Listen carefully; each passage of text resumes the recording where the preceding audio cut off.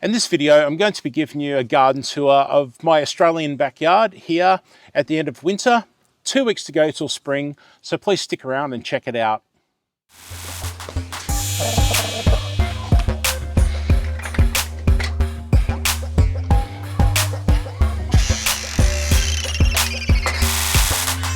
Now in this orchard here, as I'm tripping over this cherry tree here, it's pretty much the end of winter here, so everything's bare and some things are just starting to shoot, ready for spring.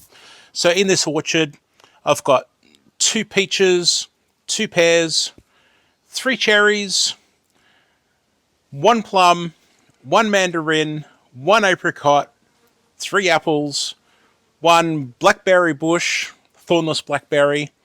There's another plum actually, but I'm not sure if it's a fruiting plum. I saved it from a dead stick in the ground and I'm not sure if it's rootstock or not. So if it's rootstock, I might not be getting any fruit at all. And you might be able to see around me that I've got this orchard fully enclosed because I've got a lot of native birds here. And obviously fresh fruit and native birds, or any birds really, especially these cherries, they're just too tempting. So I've got it fully enclosed, and the plan is later this year, I'm actually going to expand this in height and width and possibly get some more fruit trees in here, but we'll see. I've done a basic winter pruning.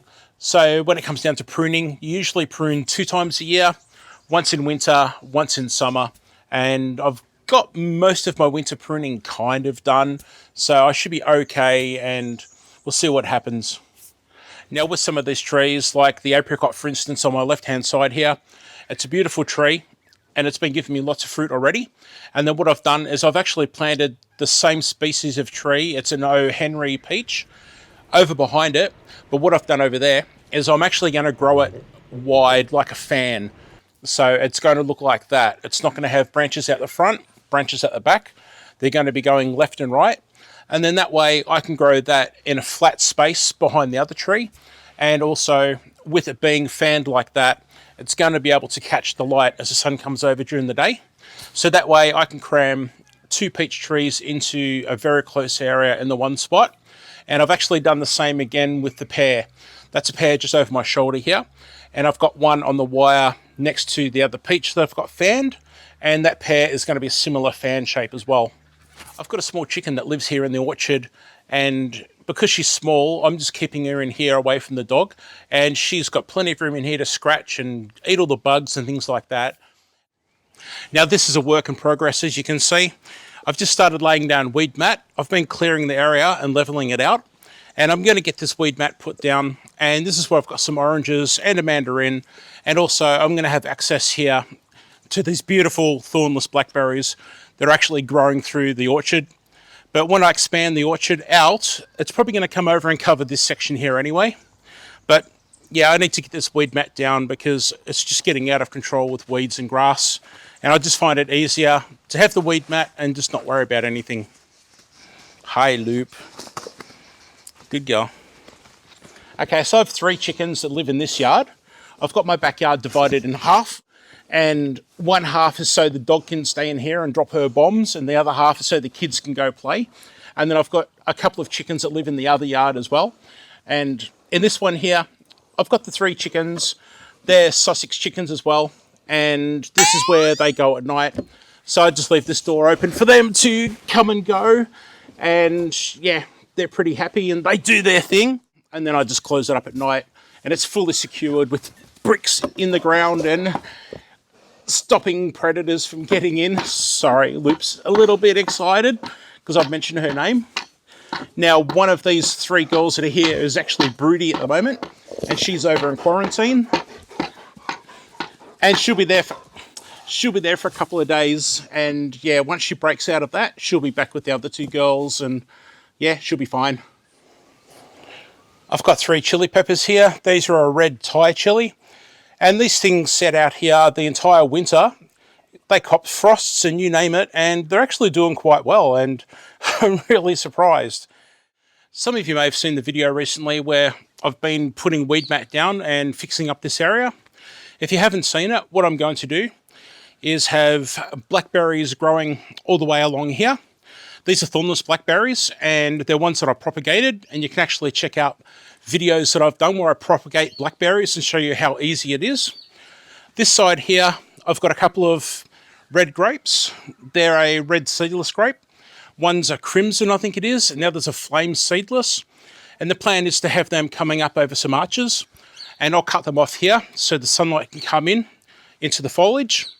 And then down the middle here, I'm going to have a bunch of bags, grow bags and pots and containers, and I'll have a bit of a container garden going down the middle here. And with these thornless blackberries, I'll probably cut them off at about 4 to 5 foot high, again so we can get some sunlight coming through. Maybe about 4 foot high, we'll see. And also in the foreground, close to you, you can see a couple of grow bags. That's another project that I've got coming. That's an upcoming video, so stick around and you'll see what I'm doing with those grow bags there really soon. So what you're looking at here is my brassica bed, well, broccoli and cauliflower. So that's some of them. I've got some more on grow bags as well. They're doing quite well. And that's my messy entertaining area back there, with my water supply for watering in the entertaining area. And then I've got pots galore with beans and snow peas and chili peppers and strawberries, and there's herbs and, oh gee, I don't know, I can't think of what else. There's jalapenos here that need to be cut right back. I'm very late on that. There's a small macadamia nut tree that needs to be cut back. These chili peppers here, I've just let them go. I've got so many that I've just really been slack with them. These need to be cut right back as soon as possible. And they're looking like that because I let the frost get to them. That's a curry tree with curry leaves. This is an avocado that I've got sitting out here. And I've got blueberries back here and a black currant over the back there.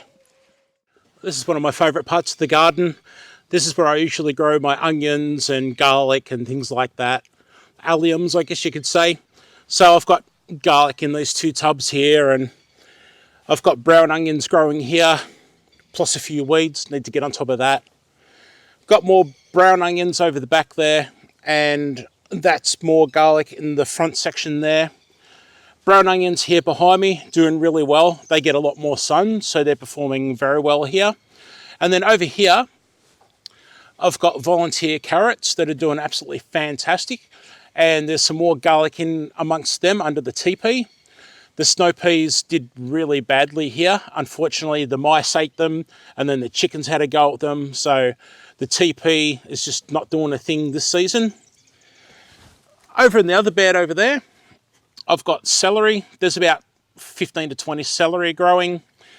And I've got some cabbages and some broccoli and collie growing, and spring onions, or green onions as people say overseas. This structure here was a cold frame. Unfortunately, the plastic just weathered away, so I need to replace that.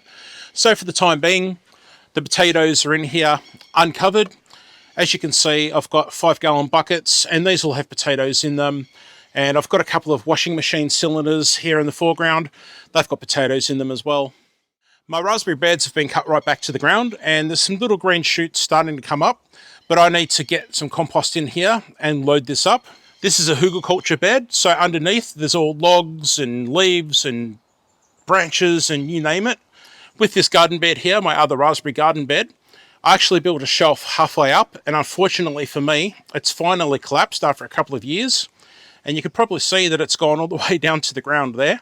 So I'm not sure what to do here, because I've actually got raspberries all coming up, and do I leave them and grow them on a hill, or do I try and fill it, and do I move these back and fill it? I just don't know at the moment. It's just one more thing I just don't need on my mind or workload at the moment, so something's going to have to happen.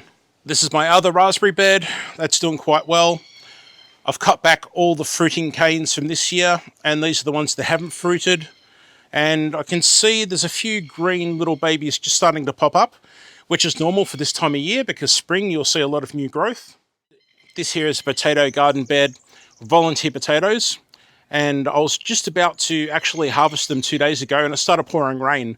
So I'd left it, and as you can see, the chickens have gotten in and scratched through all the hay and stuff like that. So there's actually potatoes in here, and I need to get those ASAP. This is the bunny cage, and we've got 2 rabbits in here. It's actually illegal to have rabbits in Queensland, Australia. I'm not sure about other states, but we can have rabbits here in Victoria, in my state, but they have to be vaccinated because of diseases and stuff like that. But rabbit poo, fantastic. Like, look at this. Look at that.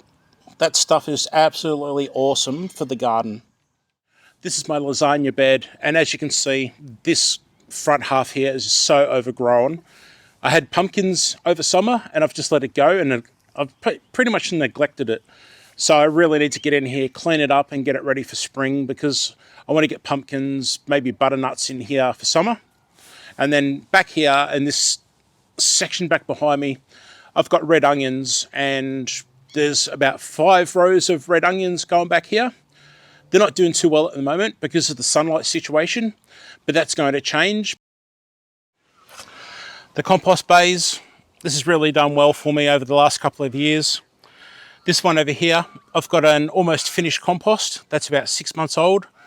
And this is one that I've just started. It's a lot smaller. I hope to actually build it up bigger. But you can probably see there's bits of grass and white shredded paper and stuff like that. So I've started doing the layers. And as I said, I hope to expand this one because I just can't get enough compost in this yard. More the better.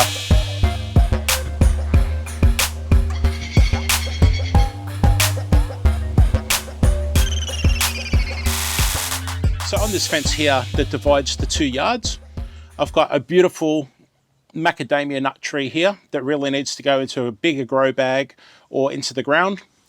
I've got my lemons here. These are Eureka lemons, and I'm actually growing this flat against the fence in a fan-like fashion.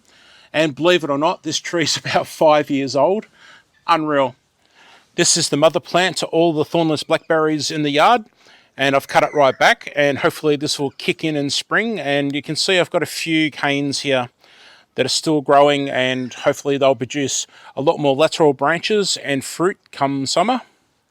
As we move along, you can see that I desperately need to weed, and then I'm going to put weed mat down. Here, this is another one of the dwarf mulberries that really needs to come out of the pot and into the ground. And my poor passion fruit, that puppy there jumped the fence, and she pretty much dug it out and dragged this around the yard, broke it off the fence. So I've been trying to get it to recover over probably the last 8 months or so. It's looking a bit sad, but I'm hoping that going into spring and summer, it's going to come back. So we'll see what happens. And this is my other black mulberry that I've just cut back for winter. And this one here is probably about 7 years old. So as you can see, I've got it cut back and just not going to let it get out of control on me. It's a shame I wasn't out here with the camera earlier, because this is one of my 2 rosemary plants.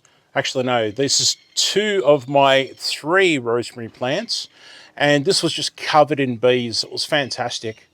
So I'm actually doing a roast lamb tonight, and I've got some of this in with the roast lamb. Here we've got celery and grow bags with chicken wire over the top, because my chicken has now discovered that she can jump up and eat the celery, like there.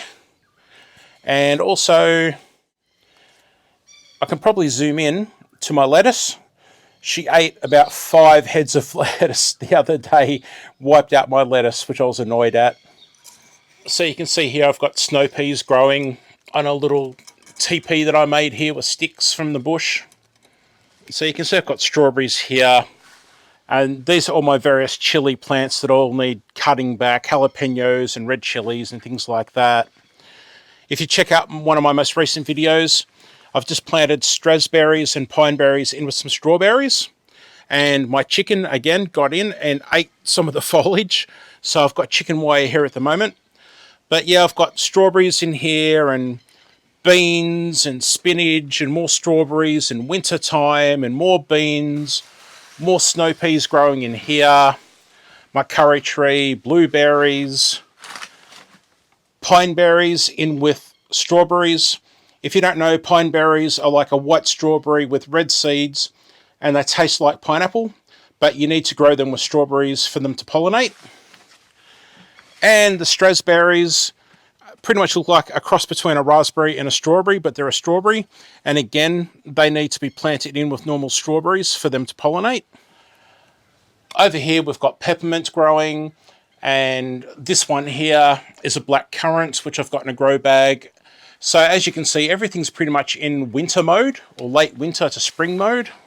I've got a little composter here, which I have in my entertaining area. As I said earlier, you can't get enough compost. And this is just some of my seedlings that I've got going under a grow light with a grow mat.